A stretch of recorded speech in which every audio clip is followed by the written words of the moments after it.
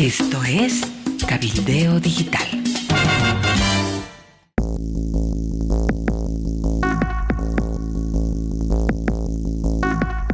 Hola amigos del planeta, hola Amalia, ¿cómo estás?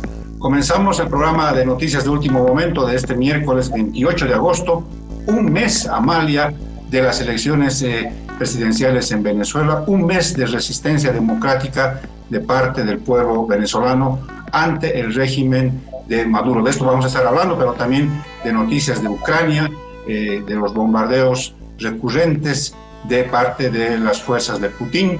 Vamos a estar hablando también de una carta que le ha enviado Evo Morales al presidente Luis Arce.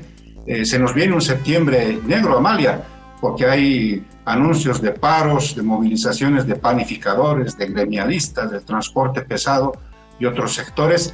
Y hay una queja de ANAPO que hasta ahora no llegan a acuerdos por el tema de las semillas modificadas. Así que de todo esto vamos a estar hablando en el curso del programa, además de la contaminación de los ríos en el departamento de La Paz. Bienvenida, Amalia, ¿cómo estás? ¿Qué dice la carta de Evo Morales a Luis Arce Catacora?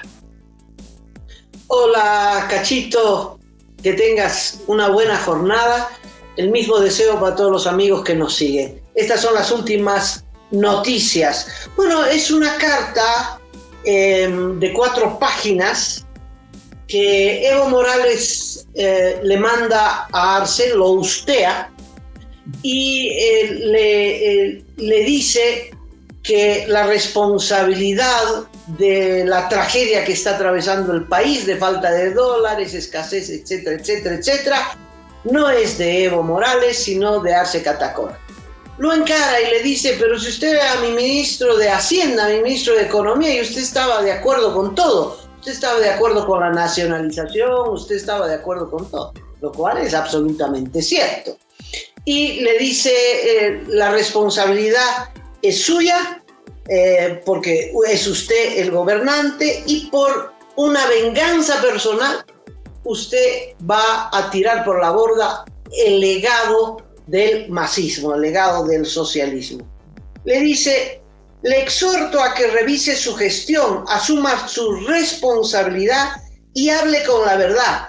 No se gobierna poniendo excusas, se gobierna resolviendo problemas. Me parece acertado. Sí, Amalia, esto se va a convertir ya en términos político-partidarios en la línea política que va a bajar a todos los estamentos partidarios del más evista, ¿no? Esta carta seguramente se va a difundir profusamente por las redes sociales, seguramente se la van a imprimir y se las va a poner en los ampliados, en las reuniones, en los diferentes eventos partidarios que tenga el evismo, porque esa es, digamos, la utilidad que tiene este tipo de pronunciamientos.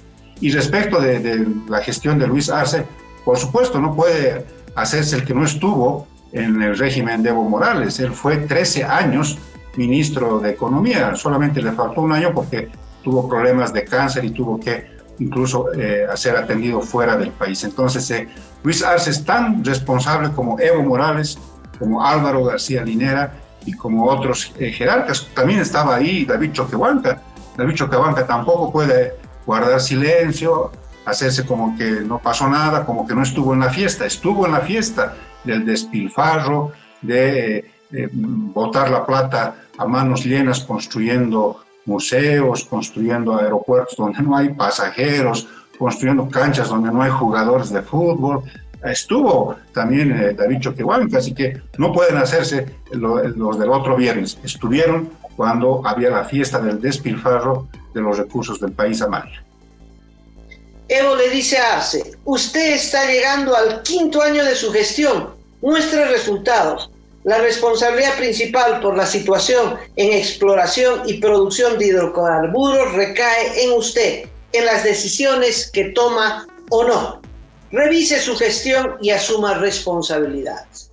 Bueno, en el fondo se están tirando la pelota de la responsabilidad. Arce dice, ¿es Evo el responsable? Y Evo dice, no señor, es Lucho Arce. A mí me parece que la síntesis es que los dos son corresponsables de este desastre. Porque en materia de hidrocarburos, así hubieran dejado de invertir en exploración en los 3 últimos años, eso no afectaría dramáticamente la situación. El punto es que se ha dejado de invertir hace 14 años, Cacho.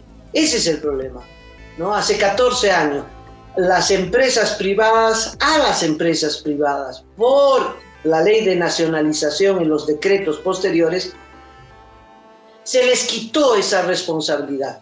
La ley anterior les daba el derecho de producir a cambio de explorar. Tenían la obligación de explorar y se distribuía a áreas de exploración y tenían un compromiso de ley de invertir, y el Estado controlaba cuánto invertían las empresas privadas y las transnacionales, obviamente privadas.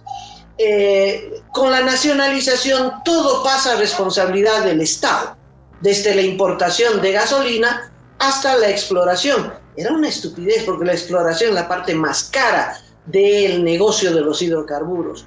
Y entonces lo que pasó es que el gobierno de Evo y luego Arce sobreexplotaron los campos que seguían en manos de las transnacionales, Petrobras, Repsol, etcétera, etcétera, ¿no? Ya con un contrato nuevo, pero la exploración seguía en manos de las transnacionales. Yacimientos no hizo trabajo de campo, trabajo productivo, nada, era un administrador.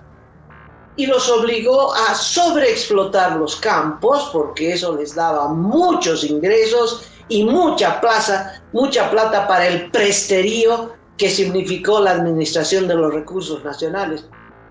Hoy esos campos están agotados y era la responsabilidad de Yacimientos de invertir en exploración. No lo hicieron, Cachito, no lo hicieron. 14 años que no lo hicieron. En realidad no es solo 14, ¿no? Desde el 2006 a la fecha son 18 años, ¿no? Y ese es el asunto. Está bien que se tiren la pelotita, pero uno tiene que saber que tanto uno como otros son los responsables de que hoy el país no tenga divisas. Y no tiene divisas porque se acabó el gas. Y una mala noticia para este septiembre negro que tú avisoras, y es que en este septiembre Argentina deja de importar gas a Bolivia. La última molécula de gas sale como a mediados de septiembre. ¿Qué significa esto? Que Bolivia deja de percibir $800 millones. ¿Qué te parece? Malas noticias, Amalio. Se viene un mes entonces tremendamente complicado en términos económicos, pero un fragmento de lo que has leído de la carta de Evo Morales dice que hay una suerte de venganza de parte de Luis Arce hacia Evo Morales.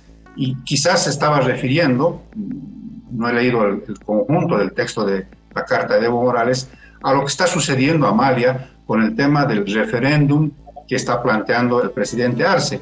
Y sobre esto, por favor, déjame comentarte 2 elementos nuevos. El primero es que nadie conoce las nuevas preguntas del referéndum que propone el presidente Luis Arce a los bolivianos. La semana pasada fue el propio presidente que, a través de su cuenta en la red social X, puso las 4 preguntas que luego fueron ampliamente criticadas por muchos sectores del país. Bueno, tumbaron la 4ª pregunta, quedaron 3 a ser modificadas en su contenido, y se han enviado ya al Tribunal Constitucional, pero nadie dice estas son las preguntas, cuando es un tema público, es un tema de interés del conjunto del país. Y segundo elemento es que tanto el ministro de Justicia como el jefe de bancada del arcismo, don Jerez Mercado, han señalado que si el Tribunal Constitucional no envía el informe dando cuenta del control de constitucionalidad en estos días, no va a haber posibilidades de hacer el referéndum pegado a las elecciones judiciales el 1 de diciembre. Por tanto, abrieron ayer el paraguas por si el tribunal se retrasara y entonces lastimosamente no se va a poder realizar el referéndum.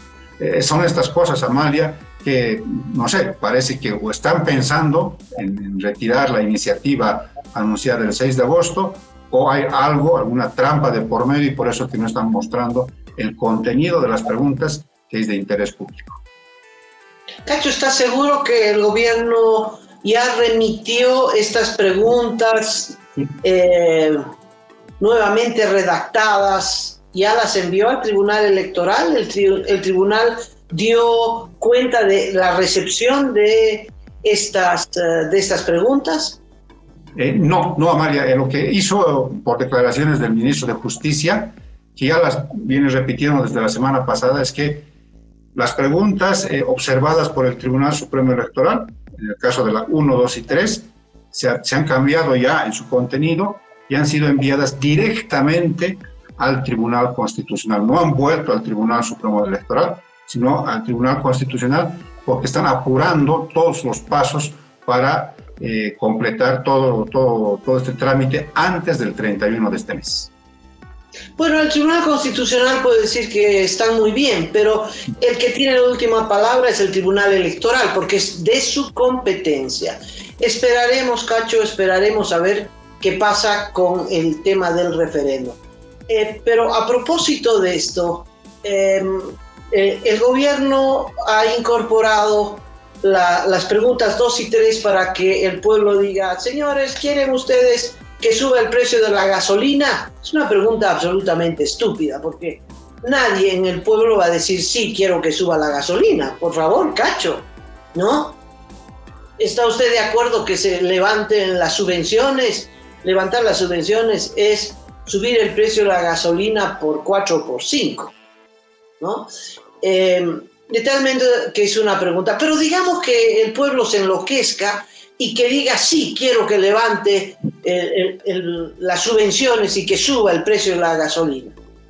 Bueno, esta medida, Cacho, el levantamiento de una subvención que tiene más de una década y que es el eje en torno al que gira la economía, este precio de la gasolina y ese precio del dólar congelado han sido los dos factores en torno a los que ha girado todos los negocios, toda la producción y todo. Cuando levantas esos dos factores, provocas un sismo en la economía. Entonces, el gobierno, cualquier gobierno mínimamente inteligente, que creo que es mucho pedir, Cacho, no puede levantar la subvención y nada más. Tienes que hacer un paquete de medidas, como lo hizo Paz Extensoro con el 21060.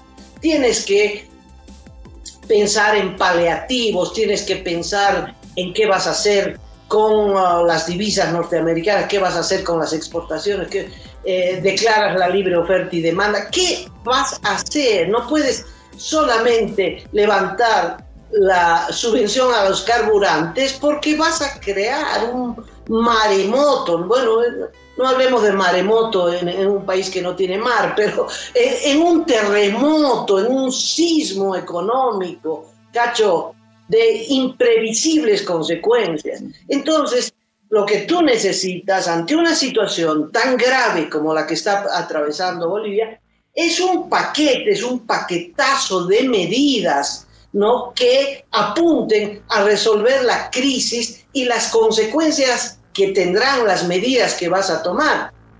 Hay que aprender algo de Milei en eso. Creo que eran, no sé, 300, 400 medidas en simultáneo, ¿no? Y es lo mismo que hizo antes de Milei Paz Extensoro y algunas otras medidas en otros países. La experiencia... Es una locura lo que el gobierno quiere hacer. Una sola pregunta para levantar la subvención de los carburantes, la gente le dirá que no, y entonces ¿qué va a hacer? ¿Qué va a hacer si la gente le dice que no levante la subvención, Cacho?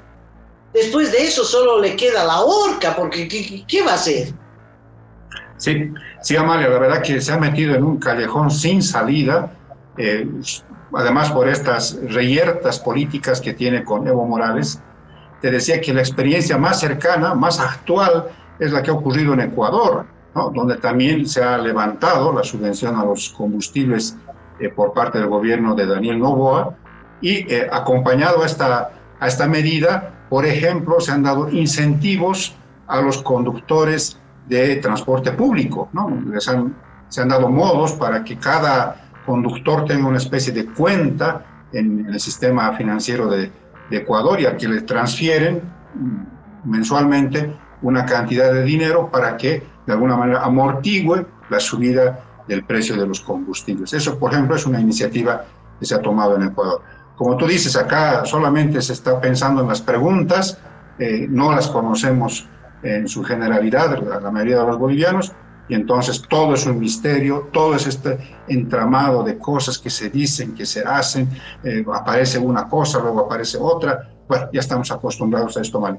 Y en este ambiente, en este marco, también está lo de la biotecnología. Amalia, déjame por favor cambiar un poquito de tema, porque ANAPO, a través de su gerente general, don Jaime Hernández, se ha quejado esta mañana de que van y vienen reuniones para el tema de la biotecnología y hasta ahora no hay acuerdos, porque, dijo don Jaime Hernández, que el gobierno solo quiere autorizar la semilla modificada que se llama Intacta, que es una semilla con transgénicos para la soya, pero vinculado con un compromiso, dice Jaime Hernández, con los interculturales para la producción de esta semilla modificada para biodiesel. Las otras propuestas que ha hecho ANAPO para maíz, para trigo, para algodón y también para caña de azúcar no están siendo tomadas en cuenta y entonces hay preocupación en el sector agropecuario de cómo va a quedar finalmente este tema, María. Y lo único que le interesa es salvar su proyecto, $300 millones al agua, que si dejaba este proyecto al sector privado ya estaría funcionando, pero no te digo a la mitad de precio, a mucho menos de la mitad de precio, ¿no? Con un agravante el proyecto estatal, además que se han tirado 350 millones de nuestra plata, Cacho, es que es un proyecto que no tiene materia prima, como todo lo que ha hecho el masismo. Hacen plantas y no saben de dónde van a sacar la materia prima. Y en el biodiesel es lo mismo. Y hay un agravante, y es que están deforestando la Amazonía para plantar una palma africana, que demora 5 años, y ese fruto en otros países se utiliza para el biodiesel. Todo es una locura, todo es un sinsentido, ¿no? Deforestar el norte de La Paz, donde tenían que plantar caña y no sirvió para nada, donde se han tirado hectáreas y hectáreas y hectáreas de bosque, de Amazonía, de animales para plantar caña y no ha funcionado. Ahora están plantando palma africana, que como su nombre dice, viene del África, no responde a la tierra. Bueno, es un desastre ambiental, otra vez un desastre ambiental. Y finalmente, para cerrar este tema, Amalia, te cuento que me encontré con un joven empresario paceño, Javier Iturralde se llama él. Él propuso hace ya varios meses la obtención de biodiesel a partir de los residuos de plásticos. Hay un proceso como para obtener biodiesel a través de este sistema. Me dijo, estoy un poco desalentado porque he propuesto este proyecto a la gente del gobierno, no me escuchan, no les interesa y hay posibilidades. No estoy pidiendo que me ayuden, nosotros podemos encarar este proyecto desde el sector privado, pero oídos sordos, no pasa nada. Y hace unos días ha lanzado el nuevo ministro de Hidrocarburos una especie de plan para que se presenten proyectos para este tema del biodiesel y algunas otras iniciativas. Ojalá que Javier Iturralde pueda presentar este proyecto y le escuchen, porque si se trata de ayudar, ahí tiene una solución, que a partir de los residuos se pueda obtener también biodiesel, que por ejemplo también es utilizar los aceites que ya han sido utilizados de manera comestible. La planta del Alto que está montando y casi terminando de montar el gobierno en Sencata, tiene una parte chiquitita para estos residuos, Cacho. Ahora, en otros países, estas plantas son tan baratas y tan fáciles de hacer que prácticamente hay en todo lado. Algunos inversionistas bolivianos se fueron al Paraguay a instalar una gran planta de biodiesel que utilizará los residuos. Paso a otro tema, Cacho.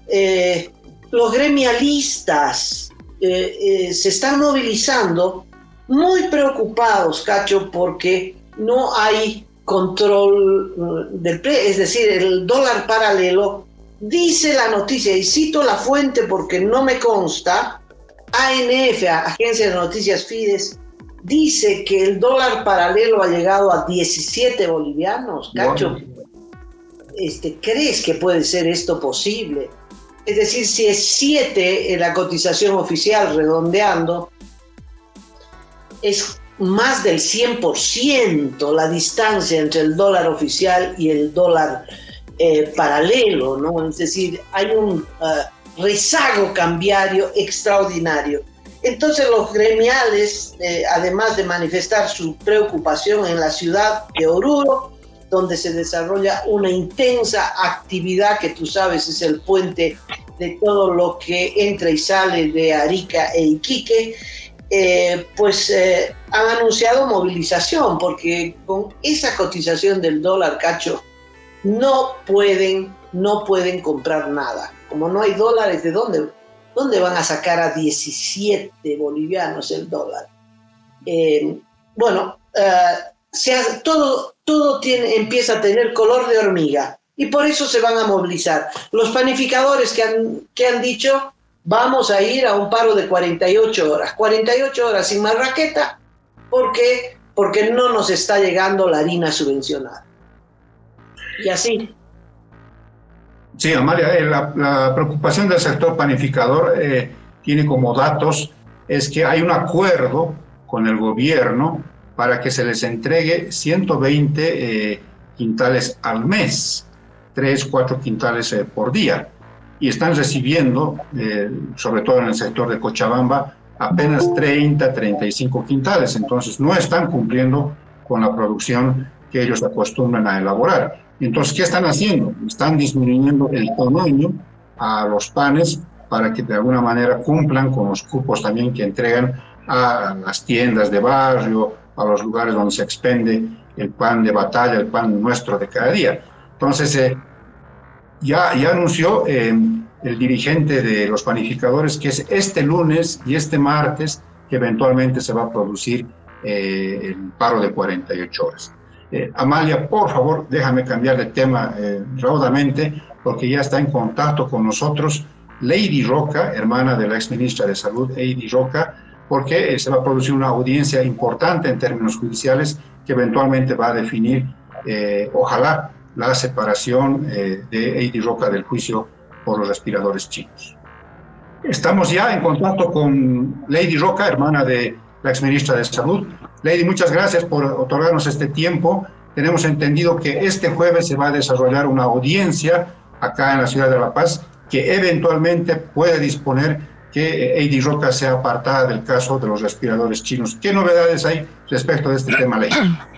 Muy buenos días, Amalia. Muy buenos días, Cacho. Muchas gracias por darme esta oportunidad de informar sobre la situación de mi hermana. Evidentemente, se ha señalado para mañana una audiencia para considerar el tema de la solicitud de separación del juicio. Esta audiencia va a ser virtual y va a ser a partir de las 2 de la tarde.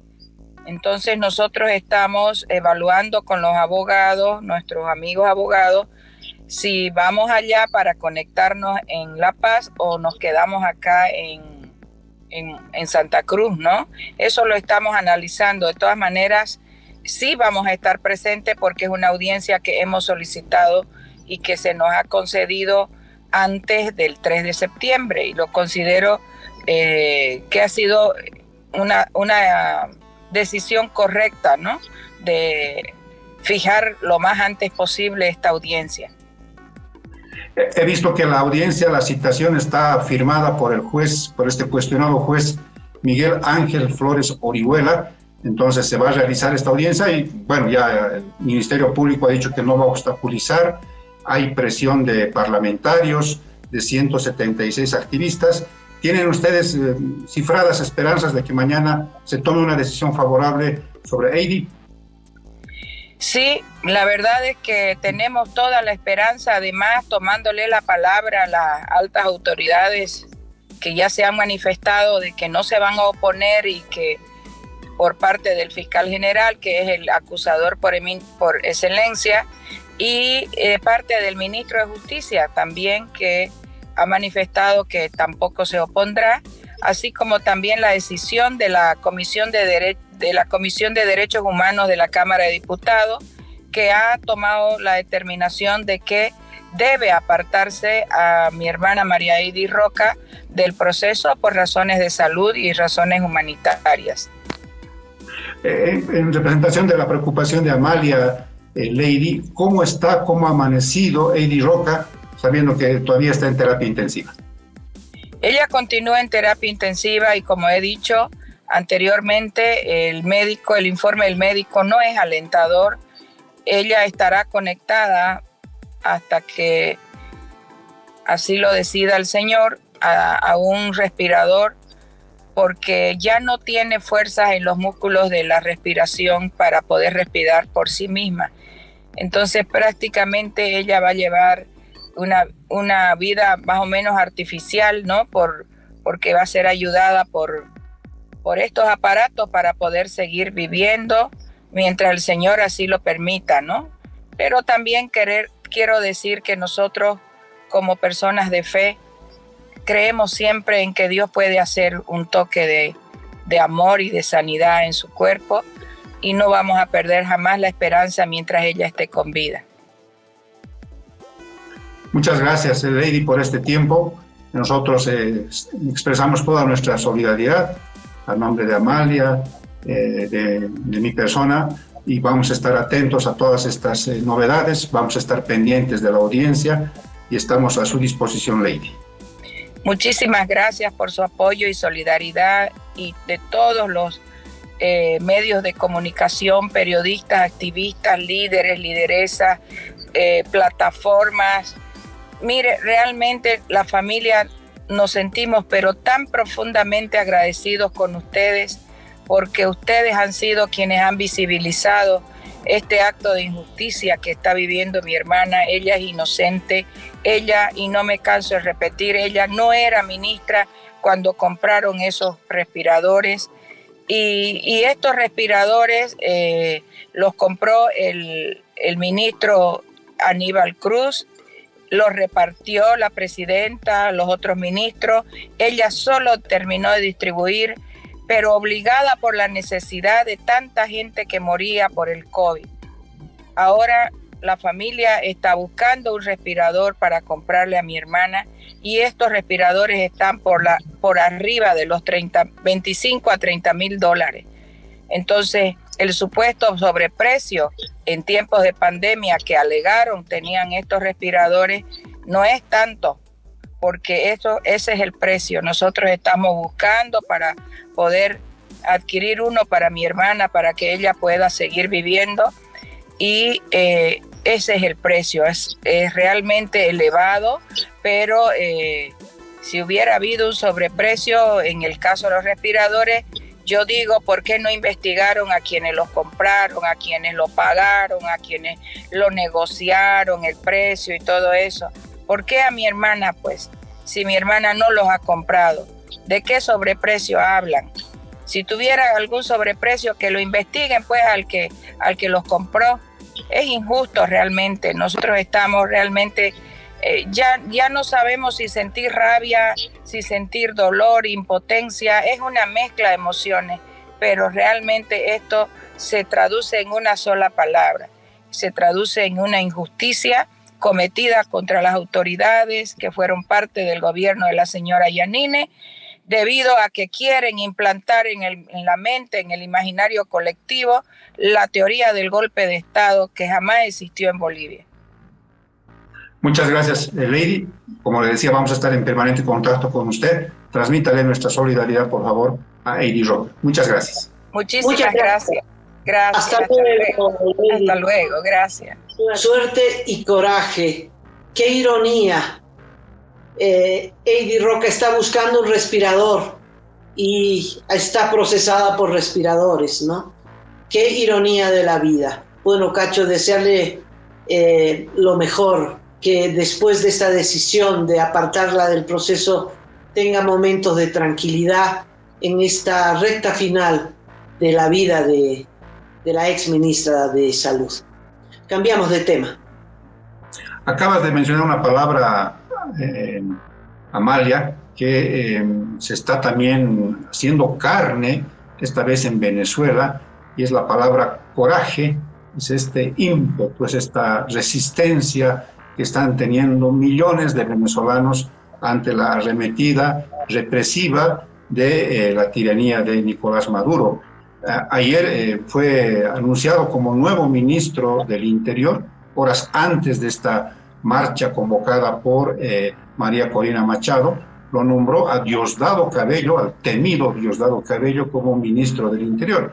¿Y cuál fue su estreno como autoridad de Estado? Es haber ordenado la detención del abogado personal de María Corina Machado, del doctor Perkins Rocha. Se lo ha detenido, no se sabe dónde está. María Corina Machado ha emitido un post en X denunciando el hecho, y claro, en este momento hay preocupación por lo que pueda suceder también en la marcha. En vez de morigerar las cosas, la dictadura de Maduro se está poniendo más brava, más represiva, y parece que está nomás queriendo ir al famoso baño de sangre anunciado por Maduro. El baño de sangre ya ha empezado, Cacho.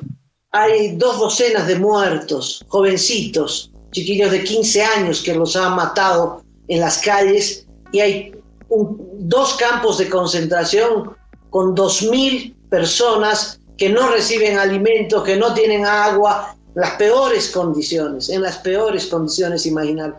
Hoy es un desafío de coraje tremendo salir a las calles en medio de esa brutal represión. La dictadura no pretende aflojar, hay que hacerle aflojar. Como dijo María Corina, es hasta el final, es ahora o nunca para defender la verdad. ¿Y cuál es la verdad? Que Edmundo González Urrutia ganó las elecciones, pero por goleada, de manera abrumadora, de tal modo, esa es la verdad, y eso es lo que hay que hacer respetar en las calles. Aquí hay el robo del siglo, el robo de la votación del pueblo venezolano, que dijo basta, no más dictadura, no más Maduro, fuera Maduro. Y bueno, Maduro se autoproclama ganador sin mostrar una sola acta. Cacho, en medio de esto te quiero contar esta historia. Resulta que han encontrado en un aeropuerto de Venezuela, que te digo ahora dónde es, Maiquetía, uno de los aeropuertos más importantes de Venezuela, un avión que es del Estado, en un aeropuerto que es del Estado, con personal del Estado. ¿Sabes cuántos kilos de cocaína? 3.000 kilos de cocaína. 3 toneladas. No es media tonelada. 3.000 kilos de cocaína en el avión, todo personal del oficialismo, todo, incluidos en esto un grupo de militares que parecen eran los dueños de la droga. La droga ha recorrido muchos kilómetros dentro del territorio venezolano, que está controlado en cada esquina por militares, y ha cruzado media Venezuela sin que hubieran advertido. 3.000 kilos de cocaína. Estaba en el aeropuerto de Maiquetía, estaba en avión estatal y estaba a punto de partir y lo pararon. Parece que hubo un tema de bandas, de control, ¿no? Diosdado Cabello es acusado como el zar de la droga, pero no de la lucha contra la droga, sino de la droga misma, ¿no? En Venezuela, y parece que en un conflicto de bandas de intereses, o porque no pagaron lo que tenían que pagar, en fin, los han parado. Y entonces este vuelo ha sido decomisado. El destino era Afganistán, qué interesante. Afganistán, donde los talibanes han determinado que las mujeres se tienen que cubrir hasta el último cabello acá, y que no pueden hablar en público, no se puede oír la voz de una mujer en las calles de Afganistán. un Afganistán controlado por los talibanes, socios de Maduro, ¿no? Esa es la situación, pero desastrosa. Hemos llegado a un estado de salvajismo que uno no se puede ni imaginar. Es muy interesante el dato que proporcionas, Amalia, porque está claro que en Venezuela no se produce un gramo de cocaína. Toda esa droga está subiendo desde Colombia y también desde el Perú, pero sobre todo en Colombia, de alguna manera protegido por el ELN, que está conectado con el cártel de los soles, este famoso cártel venezolano que está a cargo precisamente de militares y se dice de Diosdado Cabello. Se dice soles porque en las charreteras de los militares venezolanos no hay estrellas, sino son soles, y entonces por eso se denomina el cártel de los soles. Imagínate, 3 toneladas de cocaína pura. Esto seguramente va a abrir los ojos más a la DEA y otros organismos internacionales de lucha contra el narcotráfico, que ya tienen iniciados procesos en contra de Nicolás Maduro, Diosdado Cabello, Vladimir Padrino y otros jerarcas del régimen chavista, precisamente por narcotráfico. Es más, Amalia, hay un pedido, una recompensa que ha ofrecido el gobierno norteamericano para la captura de Nicolás Maduro por alrededor de $15 millones. Subirá el ofrecimiento de esta recompensa, se mantendrá, pero caramba, hay ya procesos abiertos por narcotráfico en contra de los dictadores venezolanos. Hay que estar atentos, Amalia, porque esto puede darle un giro, puede cobrar una dimensión distinta a partir de este hallazgo de 3 toneladas de cocaína en el aeropuerto de Maiquetía. Bueno, Cacho, todo lo que hemos hablado hasta el momento son temas urgentes. Quiero hablar de los temas importantes, que no son para las próximas horas, sino para los próximos meses y años, que es la contaminación de los ríos y los acuíferos a consecuencia de la actividad descontrolada de la minería. Esta contaminación es responsabilidad del Estado porque los deja hacer, los deja pasar. Se ha denunciado que el acuífero de Viacha está contaminado con cianuro y que este cianuro está echado a los ríos que terminan en el acuífero, en una represa, por 23 empresas mineras que operan en el lugar. Las comunidades de Seque, Jauira, Mamani, Contorno Bajo son las más afectadas por la contaminación, aire, suelo y agua. Y esto va a derivar obviamente en la salud, en la proliferación de cáncer, en la muerte, no solo de ganado, que sería lo menor, sino de los habitantes de ese sector, que es un sector muy poblado. Estamos hablando de Viacha. Lo mismo está ocurriendo, hay una investigación de la UNSA que ha determinado que los ríos de La Paz están contaminados con minerales que salen de la mina de Milluni, que nadie controla, ¿no? La minería necesita mucha agua. Y luego esa agua contaminada con minerales pesados, sigue su curso matando gente, contaminando todo, y que esos ríos están en Viacha, en el Alto y en La Paz. Agua con minerales pesados, una larga lista de esos minerales que van a afectar dramáticamente el presente y el futuro de nuestra gente. Amalia, sí, debería ser una responsabilidad de primer orden del gobierno actual, porque se trata de la vida de los bolivianos, se trata de dañar el medio ambiente.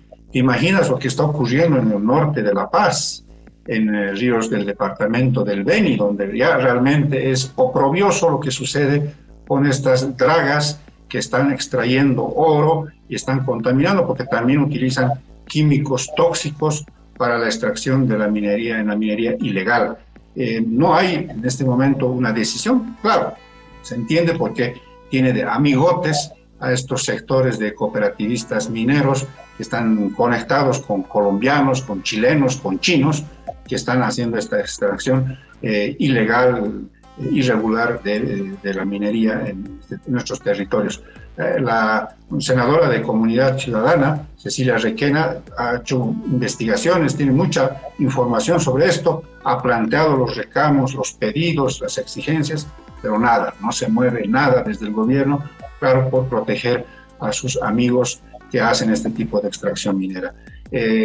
Imagínate lo que puede suceder en Viacha con la gente que vive en los alrededores de estos ríos contaminados con cianuro, ya ni siquiera son otro tipo de elementos, es directamente la muerte de quien pueda consumir repetidamente estas aguas intoxicadas con cianuro. Cacho, hemos hablado de la contaminación de los ríos del norte de La Paz, el mercurio que echan los mineros auríferos, etcétera, pero siempre una realidad como lejana, ¿no? Especialmente los que estamos hablando desde la capital, desde la ciudad de La Paz, y entonces, bueno, es una historia de kilómetros, una lejanía enorme. Este estudio establece que el agua que tú vas a tomar ahora puede estar contaminada. Estamos hablando de Viacha, que es una localidad absolutamente poblada, estamos hablando de la ciudad del Alto, estamos hablando de 2 millones de personas que están en riesgo por la contaminación del agua. Esa es la gravedad de esta denuncia. Ok, Amalia, volvemos, si te parece, al plano internacional, porque tienes información de lo que está sucediendo con Ucrania y estos incesantes bombardeos de parte de Rusia, de parte de Putin. Sí, terminamos con estas cifras del salvajismo ruso. Zelensky, el presidente de Ucrania, ha denunciado en las últimas horas que hay una contraofensiva rusa después de que Ucrania entró a territorio ruso, ingresó más de 1.000 kilómetros cuadrados. La represalia de Rusia ha sido un bombardeo intensivo, todas las madrugadas, todas las noches, y también podría ser el mediodía, es que Rusia lanza misiles. Solo en un día Rusia ha lanzado 127 misiles, 109 drones. Uno de ellos estalló en un hotel. En ese hotel estaba un equipo de periodistas de Reuters, esta agencia inglesa. 3 resultaron heridos y uno muerto, sepultado por los escombros del hotel. Es decir, no solo lanzan drones y misiles contra las centrales eléctricas, porque el objetivo es dejar a Ucrania sin luz, han atacado también una represa cerca de Kiev, sino a objetivos que son civiles, como un hotel o un hospital donde mueren recién nacidos. Bueno, el último informe de Ucrania dice que en los últimos 30 meses Rusia lanzó 10.000 misiles, a los que hay que sumar estos 127 últimos. 10.000 misiles, 33.000 bombas. Es el ejemplo de la prueba del salvajismo ruso. 135.000 crímenes de guerra.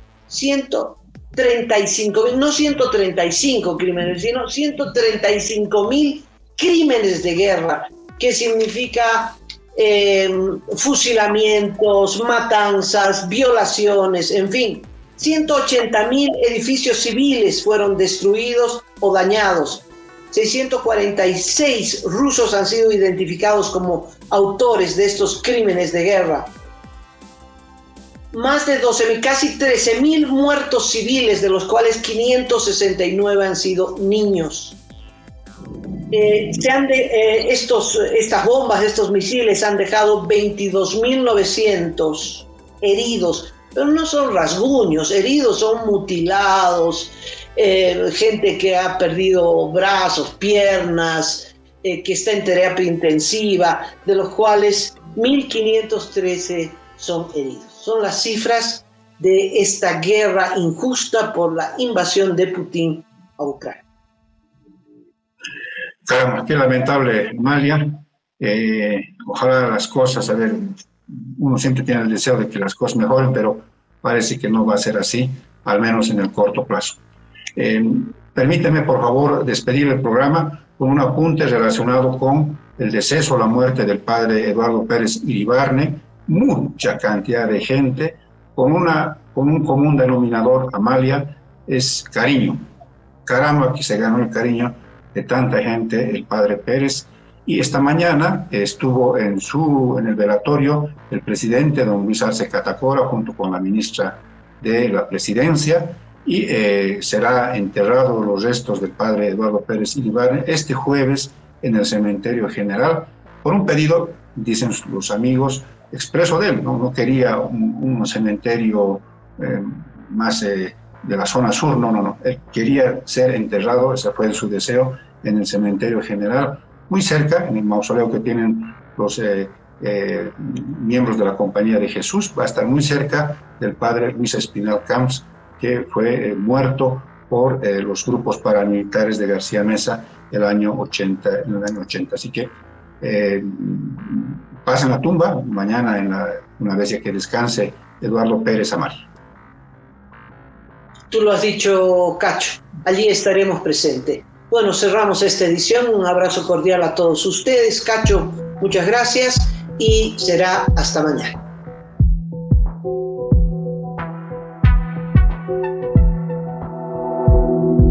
Aporta a Cabildeo Digital y apoya al periodismo independiente.